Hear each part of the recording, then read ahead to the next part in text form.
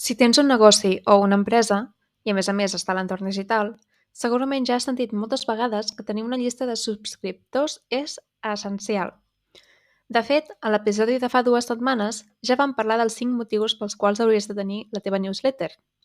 Tanmateix, aconseguir nous subscriptors pot ser tot un repte, sobretot si ets nou en tot això de l'email marketing.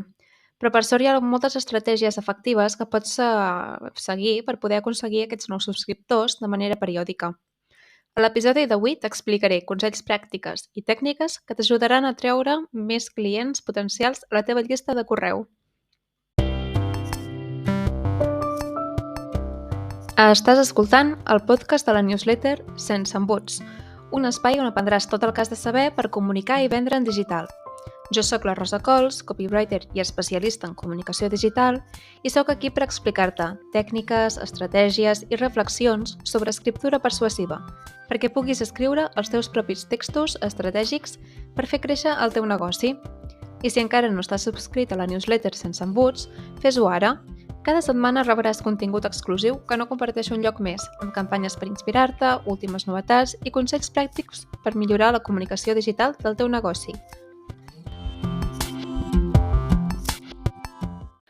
Doncs abans de començar amb les tècniques, m'agradaria comentar-te una qüestió que m'agradaria molt que tinguessis superclara, sobretot si ja has escoltat altres episodis. I és que el primer pas per connectar amb el teu públic és conèixer-lo. Però vull dir conèixer-lo de veritat, és a dir, no només l'edat que probablement té, on viu, sinó sobretot la part psicològica. Doncs, per exemple, què és el que li preocupa? Quines preguntes es fa abans de comprar-te? Què és el que més valora de tu o de qualsevol professional? I, sobretot, quin és aquest objectiu final que vol aconseguir a través dels teus serveis o dels teus productes? Si tens clar aquests aspectes, perfecte, podem seguir. Si no els tens clars, doncs revisa una mica aquests aspectes abans de començar a buscar la captació de nous clients o de nous subscriptors per a la teva newsletter. Ara sí, ara que ha quedat clar aquest concepte, descobrim quines són les tècniques que t'ajudaran a aconseguir més subscriptors per a la teva llista de correu. El primer consell que et vull compartir és un que probablement ja coneixes, però que potser encara no apliques perquè no has trobat el temps per crear-ho. I és que puguis oferir algun recurs a canvi. Algun recurs, una guia, una masterclass o inclús un descompte en el cas dels e-commerce, que és força habitual. Tot i que si tens un e-commerce també t'animo a buscar altres maneres de poder demanar el correu a la persona que visita la teva pàgina web.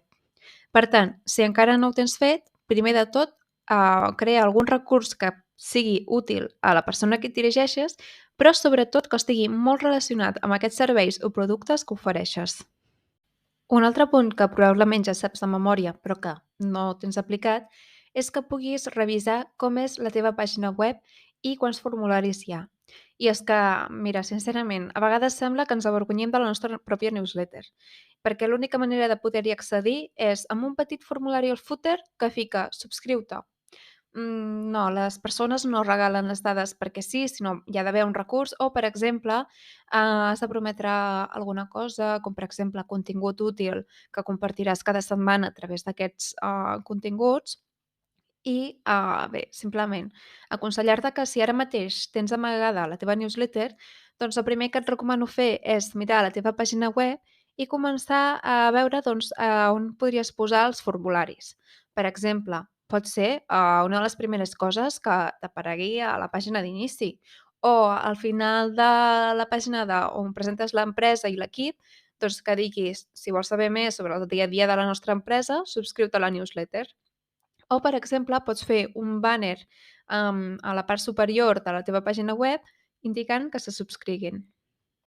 Sé que per tu probablement et semblarà excessiu posar tants de formularis, però de veritat, tu t'hi fixaràs perquè és la teva pàgina web, però en canvi un usuari amb lo despistats que anem ni s'hi fixarà i a més no li semblarà excessiu, sinó li passarà per inadvertit.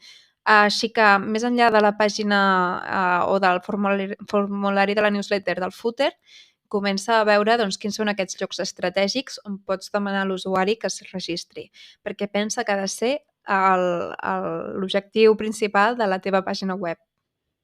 Una altra cosa que et recomanaria és que si estàs creant continguts per les xarxes socials, vas a esdeveniments, estàs fent conferències, parlis sempre de la teva newsletter. Pensa que estàs regalant setmana rere setmana un munt de contingut superútil.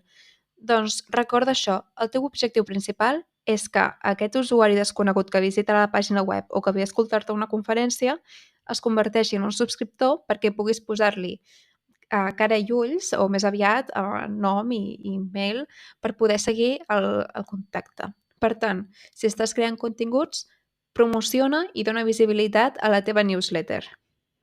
Per altre costat, si ja fa setmanes que una persona rep els teus correus i realment és contingut superútil, mira, doncs de tant en tant el que pots fer és dir-los si coneixes d'algú que també li pugui ser d'utilitat, si us plau, pots compartir i inclús pots fer doncs, algun regal especial si porten X subscriptors, tot i que jo ho faig de manera desinteressada perquè realment el que compta és doncs, tot aquest contingut que comparteixes de manera desinteressada. Un altre recurs que et recomanaria, que la veritat és que jo al principi n'hi era força reticent, és que utilitzis un pop-up. Però no un pop-up d'aquells que només entrat, surten i que són superpesats, els tanques i te n'oblides.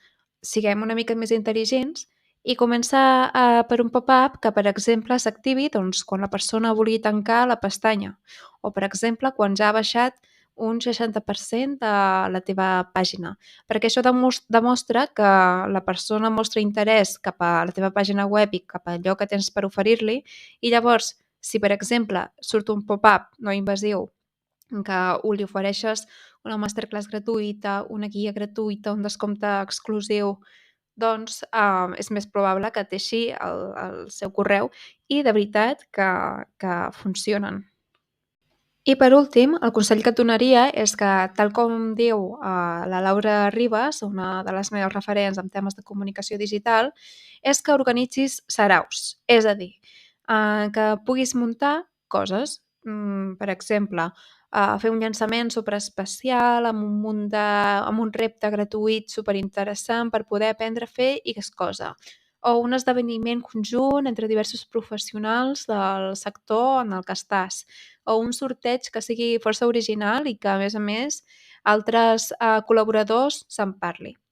Tanmateix, si optes per aquesta manera de promocionar la newsletter, només vull que tinguis en compte que la veritat és que hauràs de gastar molta energia, molt de temps i molts de recursos. Per tant, et recomano començar a fer aquests saraus només quan tinguis una estratègia d'email marketing ja creada i aplicada per poder-la aprofitar al màxim. I com et comentava, si encara tens dubtes i t'agradaria que un professional t'acompanyés per poder millorar la teva estratègia d'email marketing o t'ajudés a crear-la des de zero, doncs m'encantaria ser aquesta persona de confiança. Per tant, si vols que t'ajudi, ja saps que sempre pots posar-te en contacte amb mi a través de la meva pàgina web, que és rosacols.com. Cols amb dues Os, és a dir, rosa, COOLS.com. Contacta a mi a través del formulari que trobaràs a la pàgina de contacte o envia'm un WhatsApp directament. I ara només em queda dir-te i desitjar-te molta sort amb la teva newsletter i que les paraules t'acompanyin. Una abraçada.